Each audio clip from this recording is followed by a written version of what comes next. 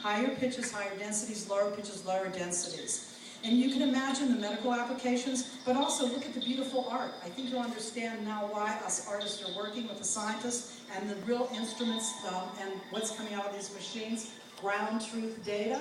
And as we go through this brain, we're going to fly off to the left side of my colleague's brain into the second project that we worked on.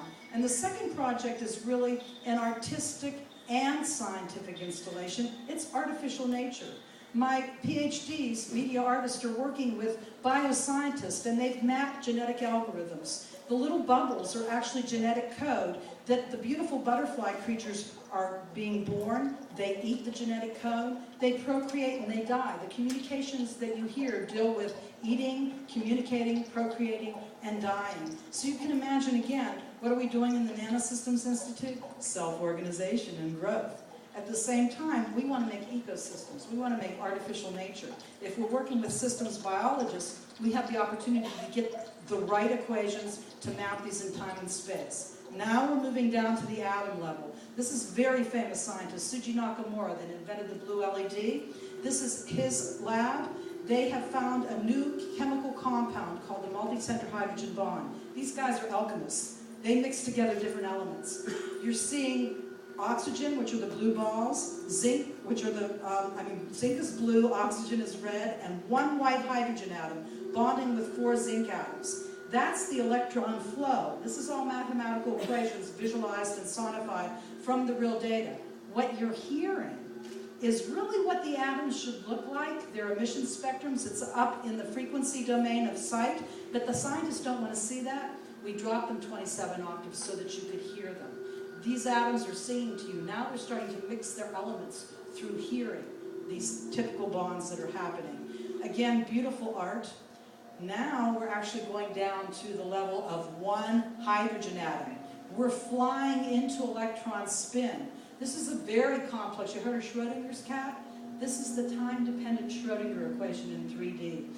The physicists told me something very interesting, that the 1 electron in hydrogen actually splits into superposition and goes into different orbitals at the same time. So you're looking at these orbital mixtures. Those disks in the back, that's the electron in the quantum state, not perturbed. It's every place at one time. We throw these little agents like throwing sticks into water, and they're showing you the probability wave. They're showing you these different patterns. Hear that pulsing? That is a photon being released. You can actually hear the beating when 2 electrons get close together better than you can see it. So they're starting to use sonification to look for photon emission. So it's been really exciting because my physicists, we went from being buffoons to gods. When I started saying, you've got to listen to your data, they're like, what are you talking about, listening to our data? Here's a perfect example. They can hear a photon emission better than they can see emission. Now we're actually down to single electron spin. This is the Center for Spintronics. My colleagues are actually firing lasers into a quantum dot. They catch an electron to watch the spin. Well, I said, give me all your data. I want to sonify it and visualize it. You're looking at quantum information flow right now. You're hearing quantum information flow. This is going to help them make the qubit for quantum computing. As I tell my scientists, I don't think you're going to be able to make a quantum computer unless you actually simulate the data in order to understand quantum mechanics. So right now, you've seen a little bit of the work that we do at UC Santa Barbara. We're doing it together. We're a real team. There's no other place that I would rather be. This is ground truth for me as a composer. I've been writing music for 30 years. Now I'm able to actually work with very complex mathematical equations and map them in time and space. So how am I doing on time? Am I good? Okay, well what I'm going to do is I'm going to play for you.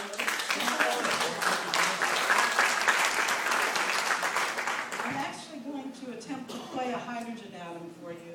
And this gets pretty noisy because what you're going to hear, you're going to actually hear, if I can do this, oh boy, I just undid the microphone.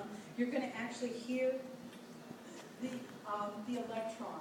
And you're going to hear it in its different orbitals, and you're going to see these patterns. So let me go ahead and start up this equation. Now, what we've done is, maybe I should use this microphone. What we've done is we've actually made the equation into a music visual and audio synthesizer. If I had a keyboard or wireless gloves, I could actually play this. But right now I'm just going to click on, pointers and different numbers on my computer. And what you're going to see is the equation in the left-hand level, and you're going to see the 3 different quantum wave functions. And just for those of you that haven't gone any further than I have, physics in high school, I've learned a lot just from playing with this little equation as a composer.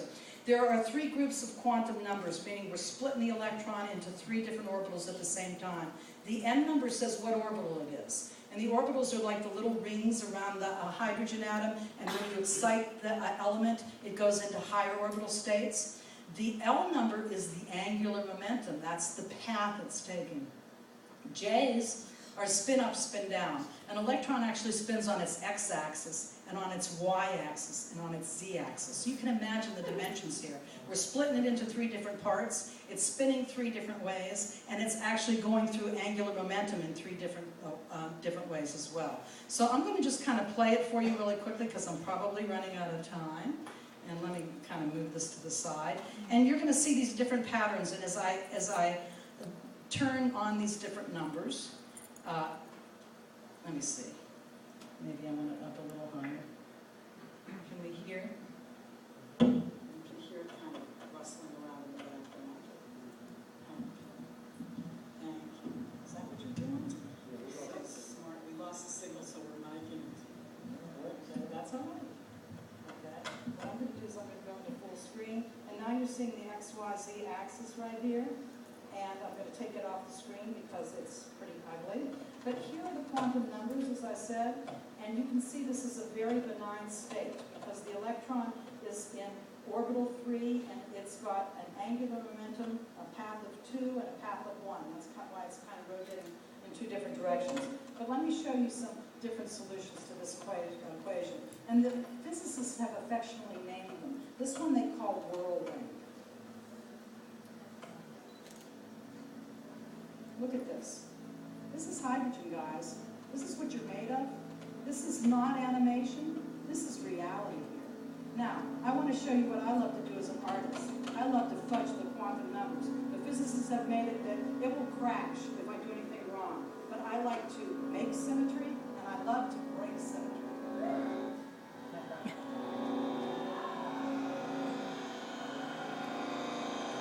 Now, I'm going to just watch spin. I've stopped this electron in its angular momentum. I'm just watching spin up, spin down this electron. Let me show you a few other solutions to this equation. A little loud now. This one is very, very symmetrical. They call it rose. Aren't they sweet? I love my physicists that they've become so artistic. They want to play Carnegie Hall, and I said, as soon as I play Sweden, and you're going to know that with that, you guys can play Carnegie Hall with me. So now, let me show you. Great symmetry. Fiddle with the spin. Stop the angular momentum. Listen to how the sound gets more complex. The more something is vibrating asymmetrically, the more noise you're going to get. Here's one that's very, very complex. They call it momentary spires. Back out a little bit so you can see it.